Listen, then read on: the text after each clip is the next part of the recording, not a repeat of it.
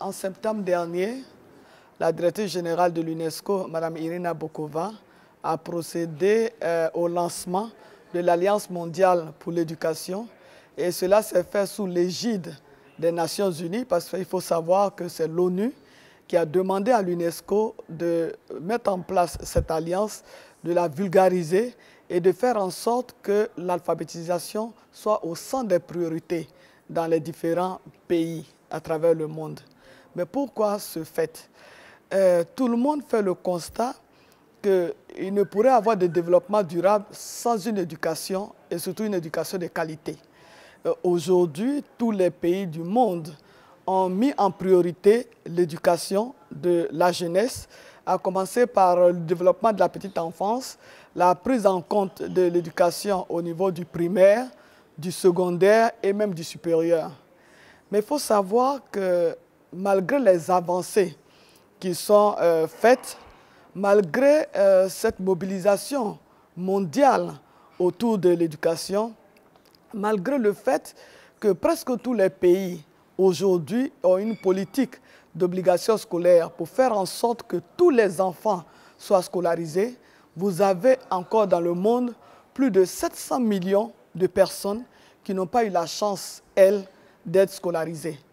Alors que le monde a besoin des compétences de ces personnes-là pour contribuer justement au développement dans leur secteur, dans leur village, dans leur pays et procéder aussi et contribuer au développement au niveau du monde. Et c'est la raison pour laquelle les Nations Unies ont pensé qu'il fallait, tout en donnant la priorité à l'éducation de base, accorder aussi une priorité à l'alphabétisation des jeunes et des adultes. Et c'est la raison pour laquelle cette alliance a été mise en place et nous avons l'honneur, en tant que ministre de l'Éducation nationale, de l'enseignement technique et de la formation professionnelle de la Côte d'Ivoire, de coprésider cette alliance avec le directeur chargé de l'éducation tout au long de la vie à l'UNESCO, le directeur Arne Carlsen. Aujourd'hui, notre priorité, c'est de sensibiliser les pays, les États et les gouvernements afin que tout le monde accorde la priorité à ces personnes-là qui ont des compétences avérées, qui ont du talent, qui ont la volonté, qui ont la combativité pour faire en sorte que le monde se développe, pour faire en sorte que les pays se développent, mais que ces personnes-là puissent avoir des compétences intellectuelles, des compétences pratiques, des compétences qui leur permettront à ces personnes de jouer un rôle majeur dans le capital humain, dans le développement du capital humain, dans le développement de l'Afrique, dans le développement du monde. Je voudrais donner comme exemple l'alphabétisation des femmes. Aujourd'hui, toutes les études démontrent qu'une femme alphabétisée agit pour une meilleure santé de ses enfants, agit pour la prise en compte de son état de santé et surtout au niveau de la procréation. Et tout le monde sait qu'une femme alphabétisée réussit à mieux encadrer ses enfants qui sont scolarisés.